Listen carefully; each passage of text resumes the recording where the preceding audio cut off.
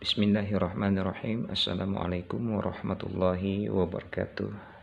Jumpa lagi dengan saya di ADZ Studio Channel. Teman-teman sekalian, pada kesempatan kali ini saya akan mencoba berbagi sebuah tutorial tentang bagaimana caranya kita men-setting atau mengkonfigurasi sebuah modem, di mana di sini saya sudah ada sebuah modem dengan merek Nokia bekas IndiHome dengan tipe G-240W-F. Nah, teman-teman sekalian, yang akan kita lakukan dengan modem ini, tujuan kita untuk mengkonfigurasi modem ini, kita akan jadikan modem ini sebagai access point yang nantinya kita bisa manfaatkan untuk memperluas jaringan wifi kita atau jaringan hotspot kita, baik itu wifi biasa maupun wifi dari mikrotik.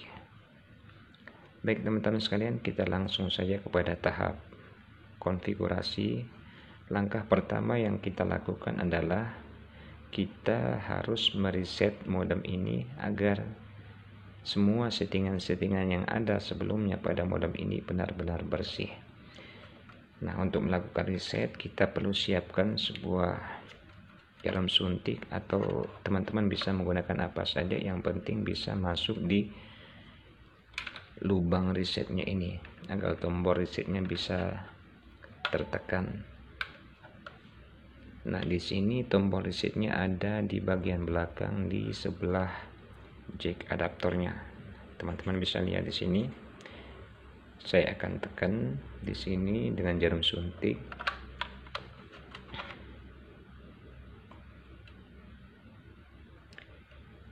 Kita tekan dan tahan, perhatikan sampai semua lampu indikator di bagian depan ini berkedip.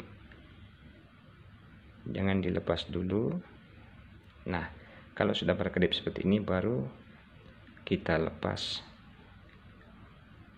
tombolnya. Ini berarti proses reset sedang berlangsung. Nah, ini pun modemnya sudah melakukan reboot. Kita tunggu beberapa saat.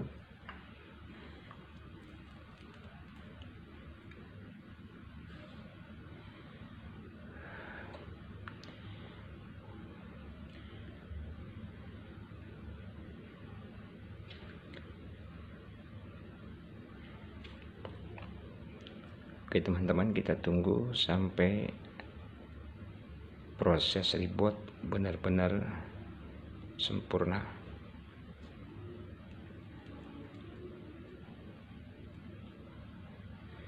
Nah, lampu indikatornya pun sudah menunjukkan warna hijau. Itu berarti proses reboot atau restart sudah berhasil dengan sempurna. Dan selanjutnya kita akan masuk ke tahap konfigurasi. Kita di sini perlu siapkan sebuah kabel LAN ya teman-teman. Perlu teman-teman ketahui di sini bahwa settingan standar atau default dari modem ini yang mempunyai jalur internetnya cuma di LAN 3. Kalau di LAN 1, LAN 2 dan LAN 4 itu belum ada jalur internetnya, maka di sini kita colokkan kabel LAN-nya di port 3 atau di LAN 3. Nah, kemudian ujung satunya kita tancapkan di laptop.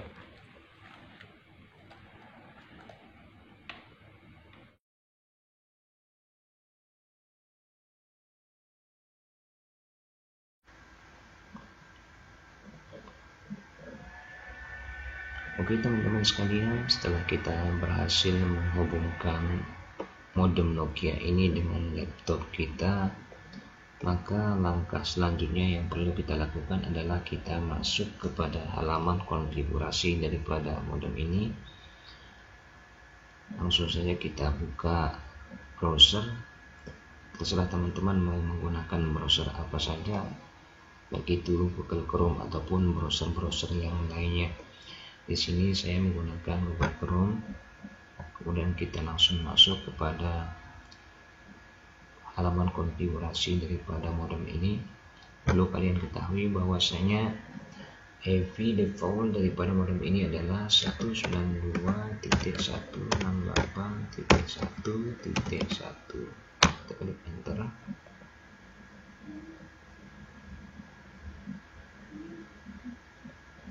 Nah, maka dengan otomatis kita diminta untuk memasukkan username dan password untuk bisa mengakses halaman konfigurasi daripada modem ini.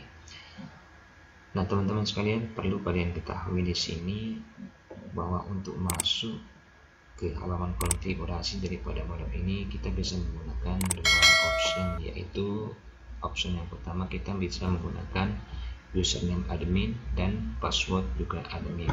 Akan tetapi jika kita menggunakan username admin dan password admin, kita tidak bisa mengakses secara penuh settingan-settingan yang ada di dalam modem ini. Maka kita perlu menggunakan password lain dan username lain agar kita punya hak penuh dalam mengkonfigurasi modem ini. Nah, di sini saya menggunakan username-nya adalah support dan passwordnya the word in your hand. Oke, kita langsung saja masuk. Di sini support. Ingat pakai huruf kecil semua. Passwordnya adalah the word in your hand. Kemudian kita klik enter. Nah, sekarang kita sudah berhasil login di halaman konfigurasi daripada modem ini. Nah, teman-teman sekalian, pada tahap ini langkah pertama sekali yang kita lakukan adalah kita klik pada menu network. Nah, pada menu ini yang perlu kita lakukan adalah kita perlu merubah port 1, port 2, dan port 4 agar bisa dilewati jalur internet. Seperti yang saya bilang tadi, bahwa settingan default daripada modem ini hanya bisa dilewati jalur internet pada port 3 atau Ethernet 3. Maka di sini untuk port 1-nya kita rubah menjadi mode root. Kemudian di port 2 kita rubah menjadi root. Kemudian di port 3 karena sudah otomatis root mode, kita lanjut kepada port 4, kita rubah menjadi root mode, kita samakan semuanya, kemudian kita klik save. Nah, untuk menyimpan settingan yang telah kita buat tadi, maka kita perlu untuk nge-reboot daripada modem ini. Kita akan diminta untuk melakukan start, kita klik saja OK, maka si modem akan melakukan restart otomatis.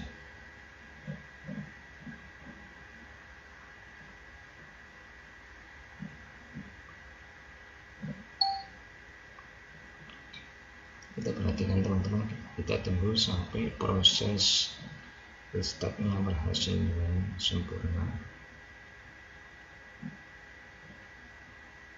Nah, di situ indikatornya sudah menunjukkan lampu merah. Itu artinya bahwa proses reboot atau restart sedang berlangsung. Kita tunggu sampai indikatornya menjadi hijau. Nah, sekarang sudah menjadi hijau. Itu artinya proses reboot sudah berhasil atau sudah sempurna. Kita kembali ke laptop.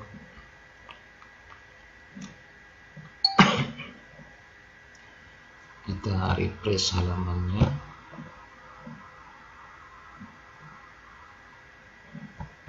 Kita tunggu teman-teman. Masih oke, sudah.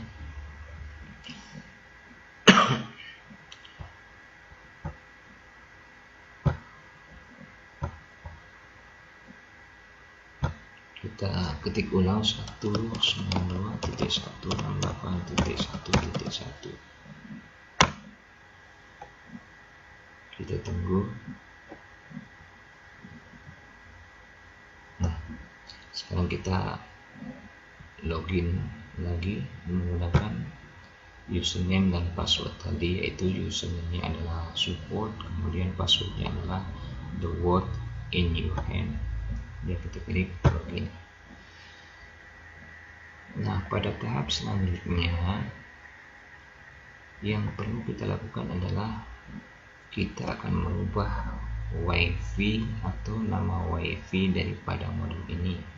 Di sini kita akan klik pada menu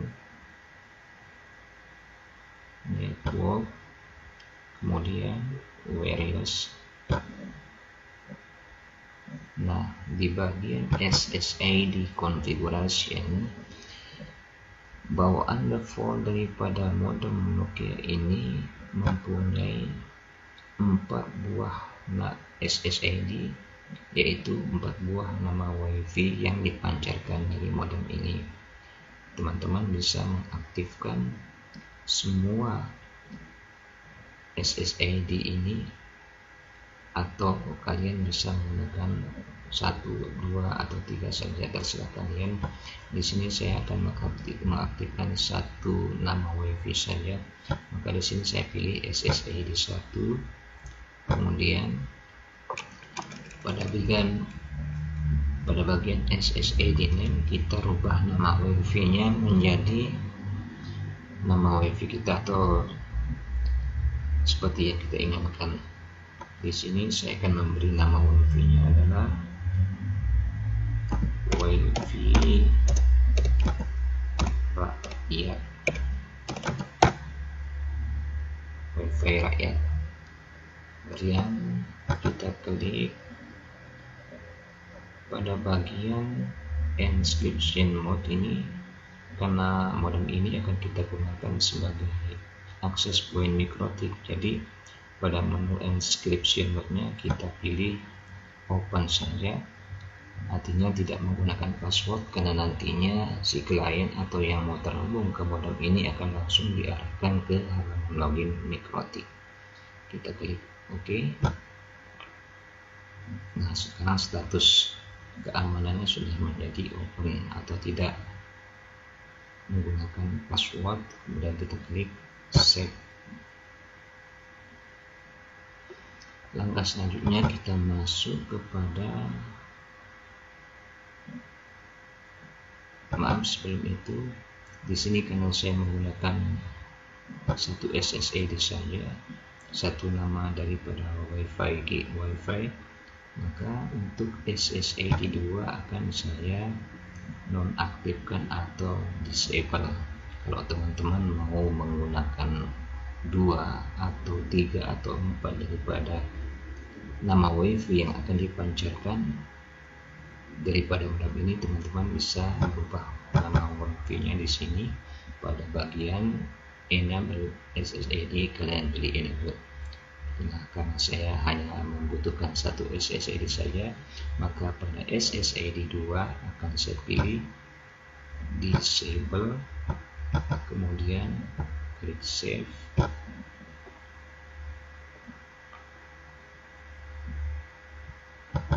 Kemudian, nah statusnya sekarang untuk SSID 2 sudah disable. Kemudian untuk SSID 3 saya akan pilih disable juga, kemudian klik save. Kita tunggu sampai statusnya berubah menjadi disable. Nah, sekarang sudah menjadi disable. Nah, yang terakhir kita akan disable untuk SSID 4. SSID 4 sudah otomatis disable, kita langsung saja klik pada tombol save.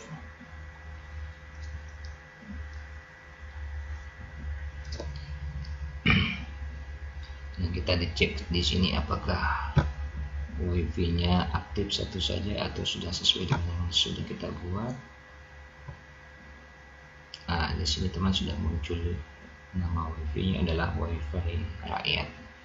Oke, langkah selanjutnya adalah kita masuk kepada menu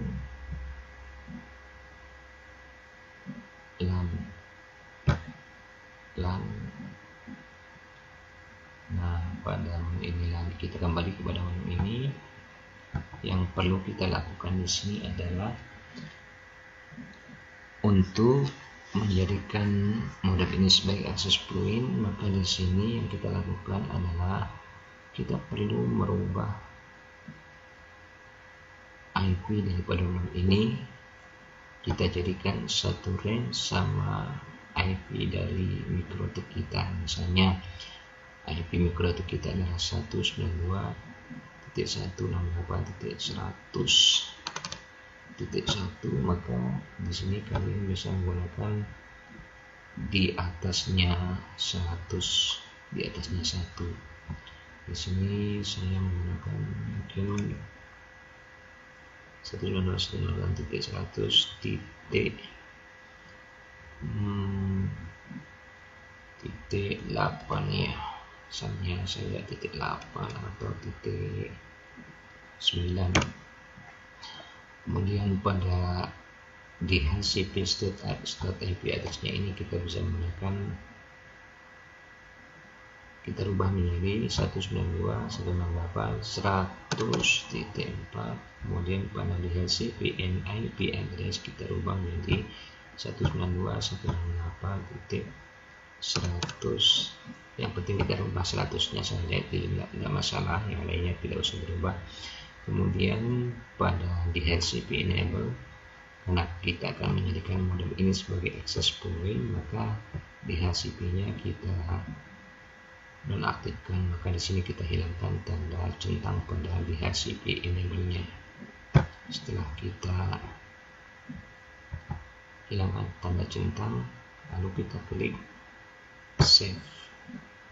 Nah, untuk menyimpan semua settingan yang kita buat, maka kita akan diminta untuk mereboot daripada modem ini. Kita langsung saja klik OK.